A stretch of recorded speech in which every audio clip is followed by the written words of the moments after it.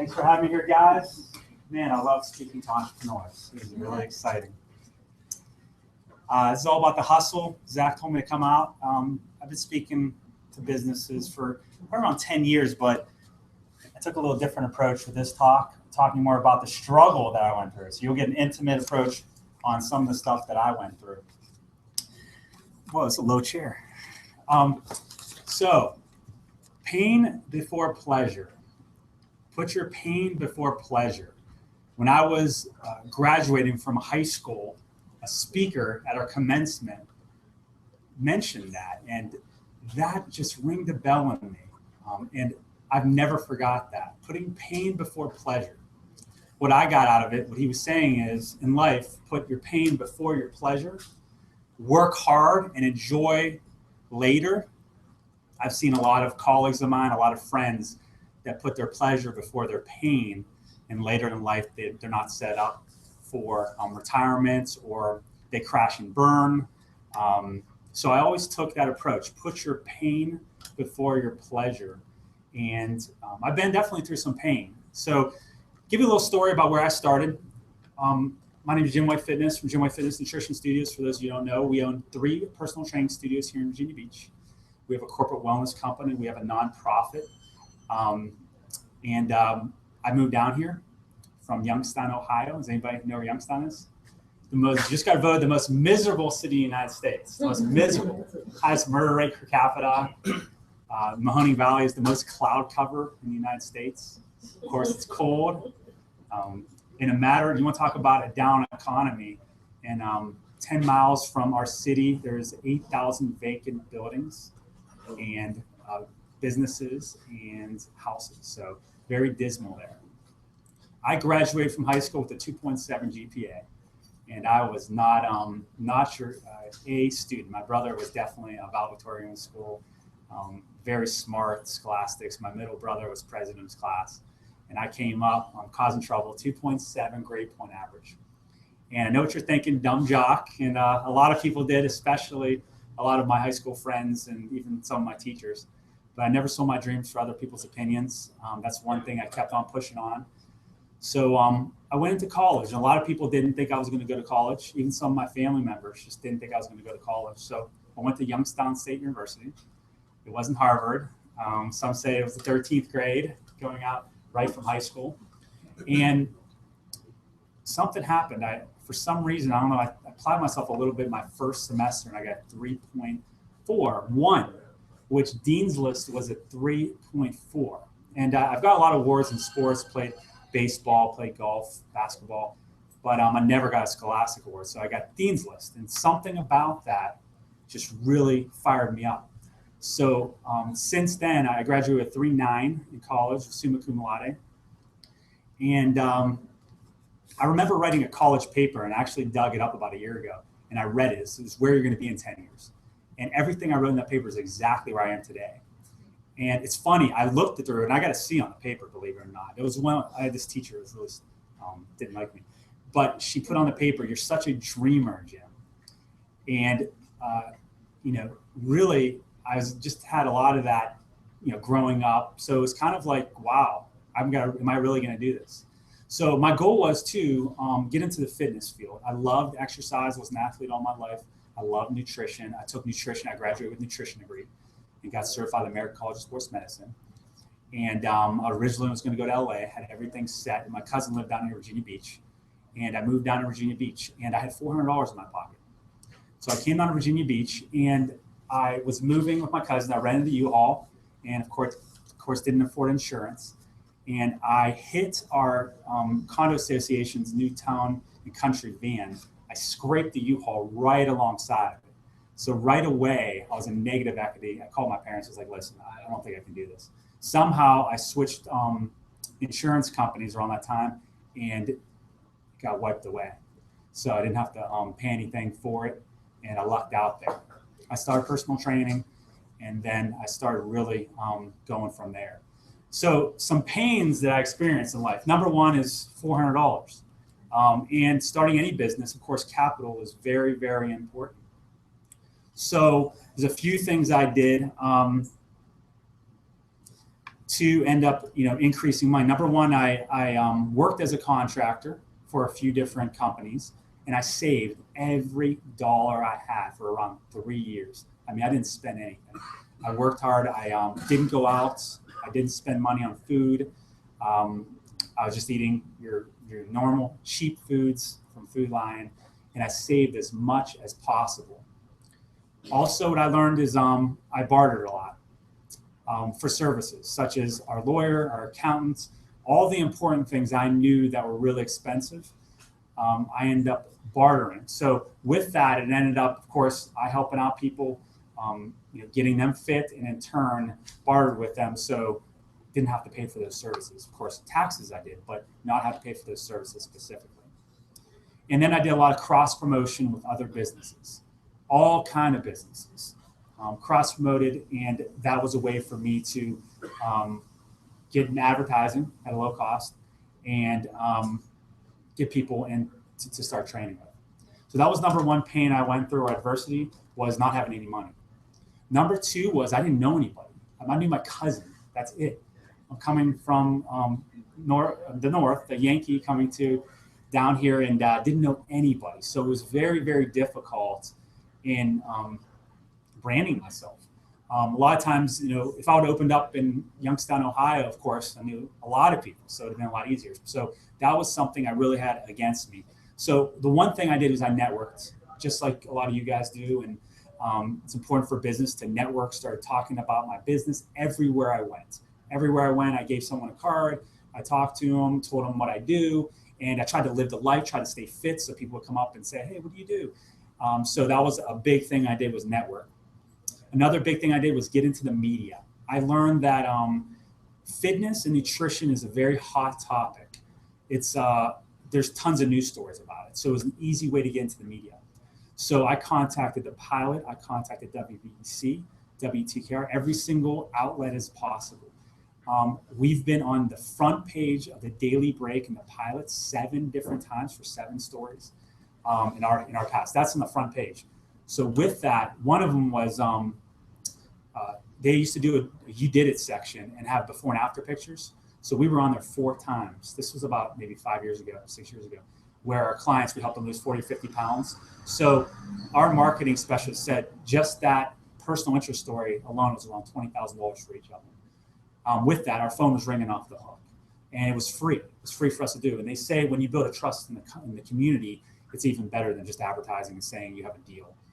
I was a reliable source for the media, such as WVEC, the 700 Club. I was their expert for 6 months, training their co-hosts for the National Half Marathon. So all these free media sources were ways to get our brand out there. And then using the connections that I had, building connections one by one. I think the great thing is about entrepreneurism and small businesses, everyone wants to support it, especially now at this time. Most communities are pro small business, as you can see a lot of startups coming up. But so with that, people want to see you succeed. So I relied on that, and I provide people with great services, and in turn, they would give opportunities to grow. And then building a brand. Gymway Fitness Nutrition Studios. I originally did not want my name on the studio. I didn't want my logo. I felt that I just didn't want to be. I felt, well, how 10 years from now, what if I can't train? Will people want to go to any of my other staff if my name's on it? My branding specialist, like, you are the brand, go with it. So we did, and that's what came with the brand. We trademarked it many, many years ago. So building that brand, that was pretty important. The third biggest pain I had, or adversity, is I had no business background. And that's the one thing I do regret. There's so much to learn.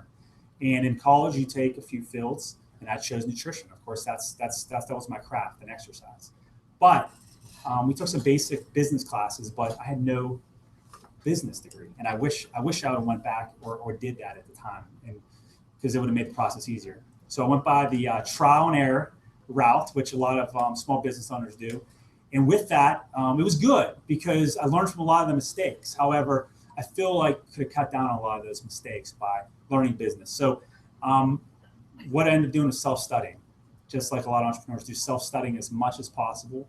through books, through guides, through internet, and learn how to write a business plan, learn how to develop a marketing strategy. So that was something that I didn't have going my way. Also, we benchmarked off others. We looked at the best in the country of what's doing best practices around the country with fitness studios, with gyms. And we took those best practices and we made our product stronger, better at a reasonable cost. So, and we were constantly doing competitive analysis of our competitions from every different area. Another thing I did was finding mentors. When I came down here, I went up to every gym owner, every fitness studio. They probably really, really regret it telling me some of their stuff now. But that's the one thing I did is I went to everyone. I found mentors in the field, outside the field, in business, and I soaked everything up like a sponge. So that really helped. And then I hired the right people. We do 4 interviews for every single person we hire. And that's really important because, of course, we can't do it on our own. We now have 20 employees, and each one of them are very, very important. They have an important part from our general managers to our studio managers to our office managers, office assistants, interns, to our trainers, dietitians, office assistants, all the way down the line. They all have a very important part to make it a streamlined business. Fourth adversity, which I think a lot of us have, is a down economy. That is a big struggle, especially in 2010. You know, we started seeing people going from 3 sessions a week to 2 sessions a week, going from one-on-one personal training, which is 95% of our business, to small group training. So we had to tighten up our expenses. And I thought that was a great, great thing, because what happens is when you're in your golden years of your business and money's coming in, it's really easy to start spending and start getting careless.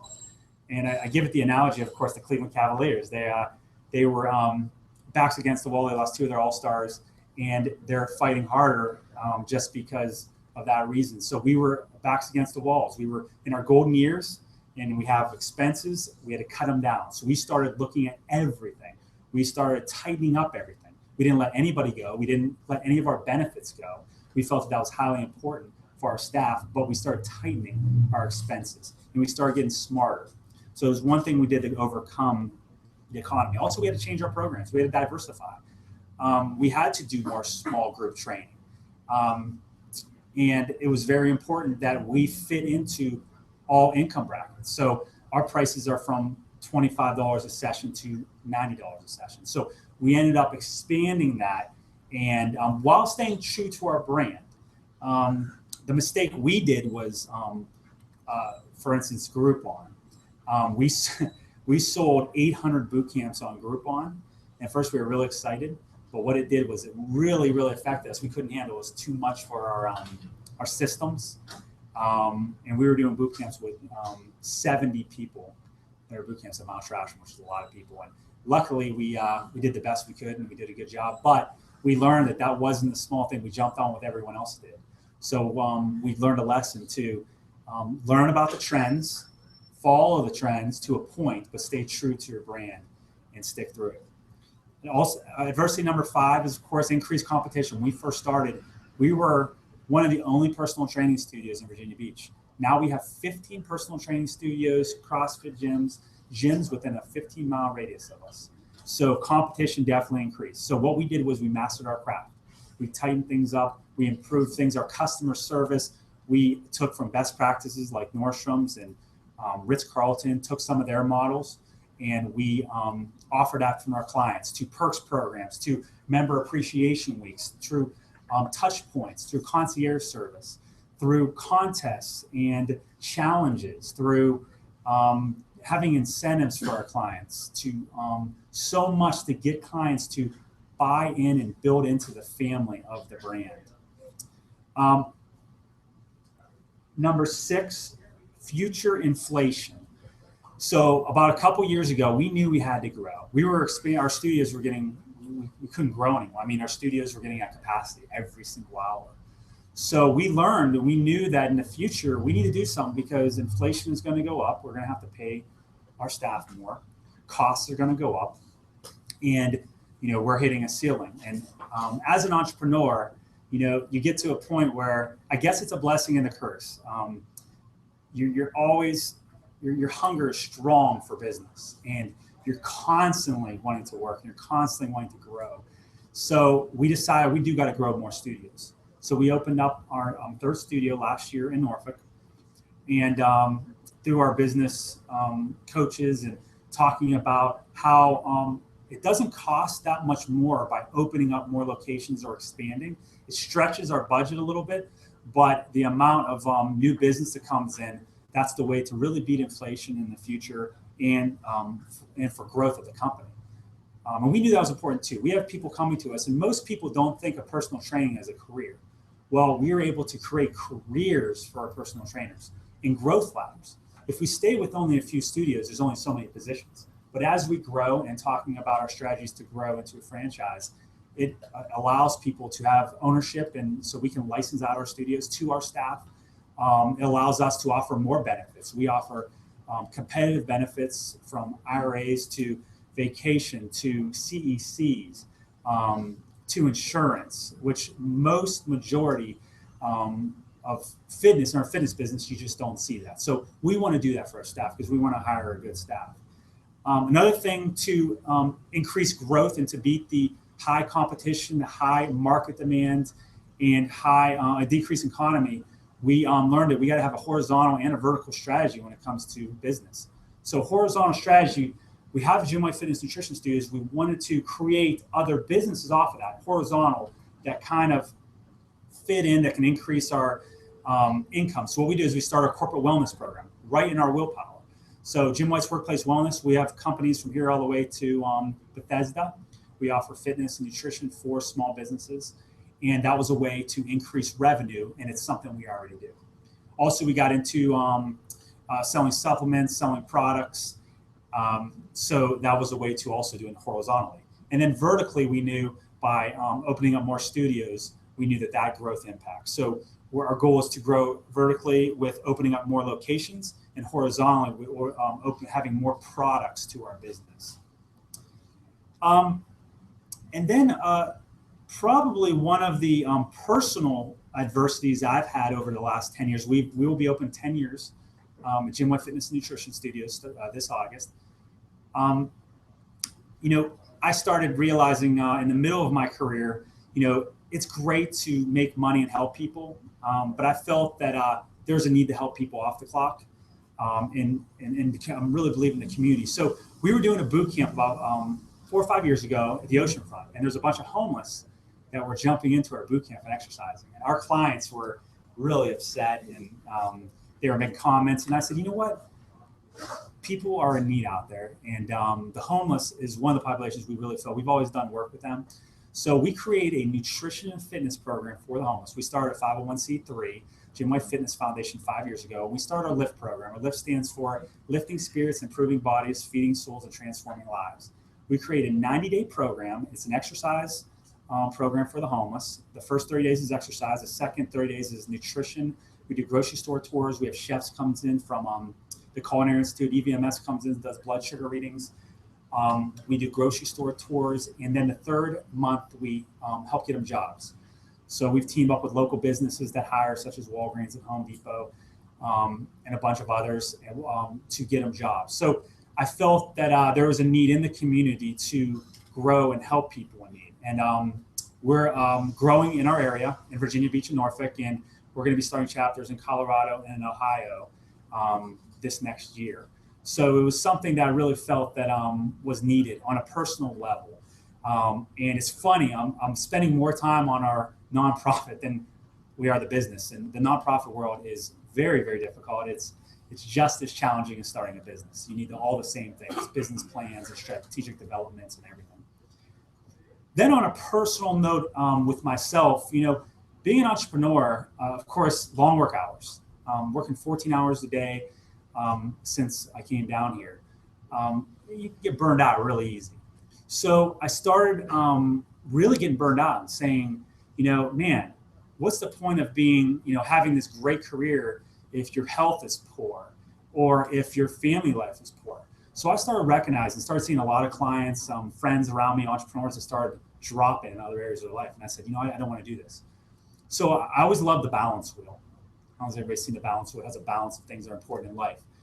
Some important things in life that most people look at is family, faith, work, finance, education, fun. So I say, you know what? Being entrepreneurial, or a lot of us are extremists. We do things on the extremes. We eat a lot, we might exercise a lot, we build a business, and then we slow down. So I wanted to have that true balance in life. So what I started doing is every week I started taking a balance wheel. I got online and I started marking where I am each week on this balance wheel. If I started seeing myself extremely high in work and low in my family life, or low in my faith in different areas, I see that there's a little bit out of balance there. And so what I started doing is I started working to keep life in balance.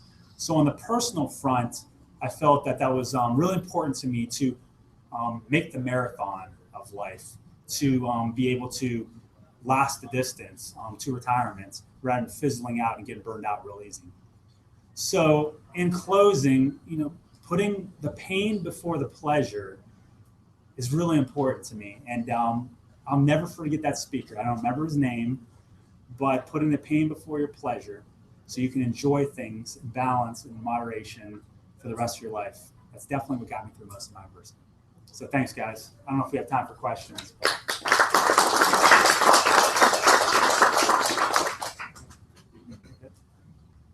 Any questions? How many people have you successfully transformed through your nonprofit program? I've seen them shepherd them through the whole process. Yeah, so we only started this in March. So far we've helped 84 athletes. We call them athletes instead of homeless. We give them shirts and everything. They've walked over 5,000 steps. We give them pedometers. They've lost over 75 pounds, and we got 17 jobs so far, 17 employment. So that's how we're measuring it, through weight loss, through attendance, and through how many jobs we're doing. So, yes? With your nonprofit, how did you find funding for that? So you want to talk about divine intervention. I had a client, we had no money. I had a client, we weren't even mentioning it. This is when we first started. She goes, do you have a nonprofit? And I said, well, we're just starting something small. She's like, well, I just have this friend of mine has some money. They want to just give it to a nonprofit. She comes to the studio with $2,500 cash in an envelope. And I'm like, are you serious? Where's this? Is this drug money? At that point, I was like, well, we're giving it to the homeless. So that's how it started. She comes back a week later. She goes, I got some more. She comes back with another $2,500 in cash. So we started our account with $5,000 in cash. And since then, we've been doing, we have a lift-a-thon. We raise every year probably about $15,000. We're running to DC this November for National Homeless Month. Our goal is to raise $20,000. We have a huge nonprofit party at the end of the year. So those are some, and then we have personal donations and corporate funding. So it's all funding from individuals, not as much any grants or yeah, we've got about 4 grants so far, and we're learning that process. We have a grant writer on our board. So as we keep on growing and establishing, that'll become more of our profit. Yes. I know I asked about some time ago about the insurance, health insurance. Yes. Do you accept that with regards to dietitian, nutrition? Absolutely. So yeah, it's another horizontal leg of ours. We couldn't accept insurance for a long time. They wouldn't cover dietitians. But we just got a letter in September from Optima and Anthem. So we now, in August, after lengthy paperwork, we're going to be accepting insurance through dietetic services for anything, weight loss, for Crohn's disease, gluten sensitivity, heart disease, anything.